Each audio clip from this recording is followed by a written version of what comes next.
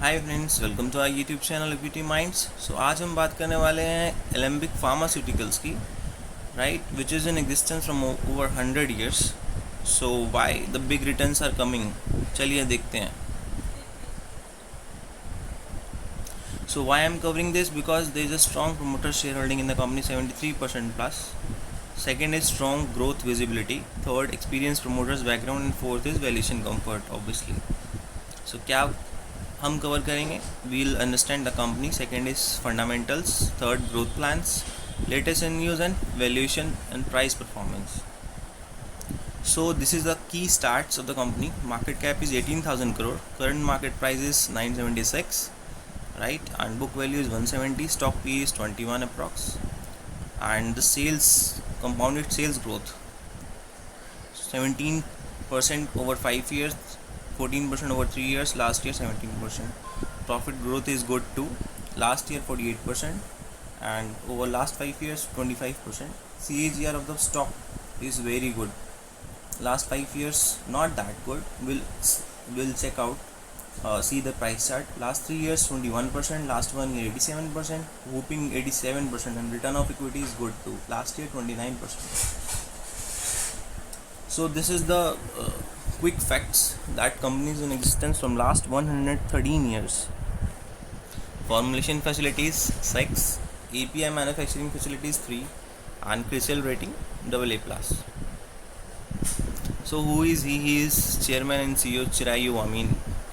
And what he is saying, this is from the last annual report. The year saw stellar performance on all fronts, as we accomplished the highest ever revenue as well as profit in our history. So what were the highlights? That net revenue was 4,600 crores, increased by 17% over 18-19. EBITDA 1,200 crores, increased by 39%. PAT 800 crore plus, increased 42%. Market cap was 10,000 crore. So this is a good thing that it is on growth path.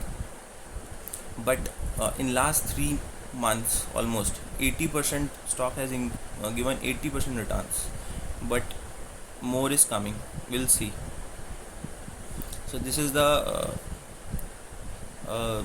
quick snapshot of sales mix. Export constitutes 65% and domestic 35%. Business segment, international generics consist 54%, branded 31%, API 15%. And revenue mix, international generics USA का major portion export का major portion USA consist करता है 80%, and others are 20%. Chronic and acute 65-35%. So होता क्या है chronic and acute, चलिए देखते हैं फटाफट. Acute conditions are severe and sudden in onset. This could describe anything from broken bone to an asthma attack, right? And chronic condition, by contrast, is a long developing syndrome such as osteoporosis or asthma. Company का जो R&D spend है as a percentage of sales is on increasing trend. In 15 it was 6.7%, and in financial year 20 it is 14%. So आइए देखते हैं IG international generics में क्या क्या include होता है. इनका एग्जिस्टिंग में जो है oral solids, and what they are doing, they are recent additions and upcoming are dermatology, oncology and all these things, right? And they are present in US, Europe, Canada, Australia, Brazil, all these countries. Their revenue consist is 2,500 crores approx. NDA filings are 25 in last year, cumulatively 183. And right, and so what is this ANDA filings? So this is basically a filing in a US for a generic drug approval for an existing licensed medication or approved drug. So once approved, an applicant may manufacture and market the generic drug product to provide a safe, effective, low cost alternative to an American public. So this is a big thing when company files ANDA. So this gives whole US market as a for a sales, and ये sales काफ़ी बढ़ जाता है if company is able to get this ANDA approval, right? And what is DMF?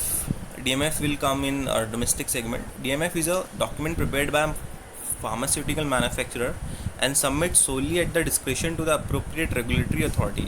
in the intended drug market. So basically it consists all the key formulation aspects, manufacturing facilities, कैसे prepare किया. This is basically a master file related to drug. Domestic branded, तो इसमें क्या include होता है basically all these therapies, cardiology, anti diabetic, gynaecology, all these things. And what the revenues, 1425 crores in 1920, 185 brands they have, right? And APIs formulation 708 crores. So in this API they have filed in last year 9 and cumulatively 109 till now, right? And they have 1.5% market share in the Indian pharma company, Indian pharma space. 93% new launches in specialty, 3 brands in top 300, right? So from the risk management perspective, I have specifically seen this aspect, US FDA risk. So I have found in the CRISIL report latest June 20 that company track record has been relatively clear so far, particularly with the US FDA. And they have also given in their annual report that robust plant SOPs have ensured successful completion of audits without major 483s consistently over years. So there is not much risk with regards to US FDA inspection and audits.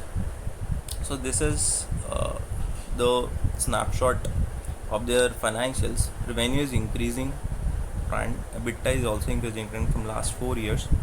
EBITDA margins are also increasing. Last year 26%. PAT is good to increasing, right? Almost double from the financial year 17. PAT margins are also increasing, 13, 15, 18% last year. R&D expenditure is also increasing, right? Including capex. ROS is good to 32%, ROE is good to 26%, and gross capital expenditure is good too. So they are investing in their capex for future expansions and future growth.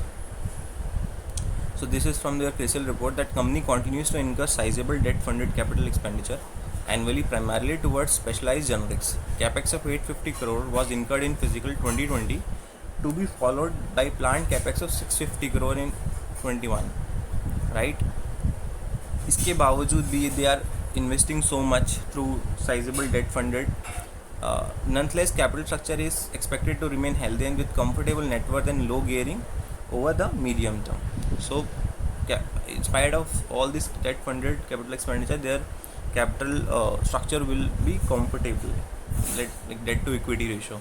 So their debt to equity would be 0.5:1 in financial year 20. Interest coverage ratio is 9 times. Current ratio is 1.4:1. Operating margin ratio is good to 22%. Debtors turnover and inventory turnover ratio is 6.4%, right? And this is again from their CRISIL report. Liquidity aspect. Liquidity surplus was 73 crore as on March 31, 2020. And net cash accrual was healthy. So this is again important thing. Cash accrual was healthy at 630 crores in 2020. Low gearing and large net worth provide strong financial flexibility. So bank limit utilization averaged 49%. Cash accrual expected 600 crore per fiscal, should sufficiently cover maturing debts. So their cash accrual is healthy, right? Now growth plans. So this is again from their annual report. So what they are saying that they have 3 R&D facilities in Vadodara, Hyderabad in USA, and our products are manufactured at 3 state-of-the-art formulation and 3 API manufacturing facilities. We are augmenting our manufacturing capabilities by adding 3 new plants. So they are going to add 3 new plants for oncology, oral solids, injectables, etc., right? And this is again important thing that our thriving pipeline of products 200 plus and higher number of filings will enable us to accelerate future growth in represented markets, particularly in the US. So they have a very good pipeline of products which will ensure the future growth. And this is again important that our US business has grown at a CAGR of 45% over the past 5 years. Last 5 साल में 45% CAGR से US business grow कर रहा है, which constitutes almost export constitutes 65% and their US business out of that 80%. So it is very good thing. इससे इनका जो growth chart है, scale है, that is will ensure that it's going good. and we'll keep at it, right? So what is the latest in news? That Alembic Pharma, this is from July 12th date 2020. Alembic Pharma expects a domestic business to grow in double digits in the current fiscal. So this aspect again I found very positive, because in last year 1920 their company revenues from domestic business stood at 1425 crore, as we have discussed earlier, which was grown only 3% from last 1819. So again their US business is going strong, and domestic business will also grow in double digits in current fiscal, right? And what they are saying about their capex plan, that they had incurred 697 crore in the last financial year and expected to invest around the same capital this year as well. So this is quite major capex they are doing. And with this large part of capex behind us, 2021 our capex is likely to peak out 700. Again they are saying same thing. And from 2022 onwards, 300 to 350 crores will be their capex going forward, right? And this is important thing, that benefit from these expansions are likely to start from 2020 21 to 22, right? So this year onwards, right? So this is very interesting chart from Google. What they are saying, that out of from 2015 up till this 2020 March April, their returns were nowhere, zero returns. Why so? We'll see the P chart in next slide. It just in last 2-3 months from April onwards, it has increased from 800 to 1982 rupees. So this is the P chart. So what is saying, that in 2015 it touched the price to earning ratio of 45 and above 45, and then onwards there were some hiccups in part, and therefore P got reduced to 15, and then it is in the range bound, and now currently it is touching 20, and median P is 21. So it shows it's not that overvalued, it's with respect to its historical P also. So we'll see now the price comparison. So here we can see the chart of Alembic Pharma, Sun Pharma and Dr. Reddy from 2011 onwards when it got listed. Here we can see the Alembic Pharma has given the returns of 2000% since it got listed. With respect to, and Sun Pharma and Dr. Reddy's are nowhere, like not even touching 500%, right? So this is a peer comparison. Alembic is at 22p as we have discussed. Sun Pharma 32, 33, 35 Cipla. So it gives room for P expansion also. Though it is a growth company, so it would be we should see the PAG. So when I have checked PAG, it was 0.45 from one of the website, Market Mojo. Right, so what is PEG? PEG is price earnings to growth ratio. So it's a stock valuation measure that investors and analysts can use to get a broad assessment of the company's performance and evaluate investment risk. Right? अगर ये 1 से कम होती है, that it means that stock is undervalued. If it is more than 1, then it means stock is overvalued. Right? So on this aspect also, PEG, because company is growing good, so it is quite undervalued. Right? So what I foresee, that company is going to give around 50% of the returns in coming year. So that is quite huge in itself. So that's why I was saying big returns are coming, right? So this is what we have for the today, guys. Please do like and subscribe. Thanks.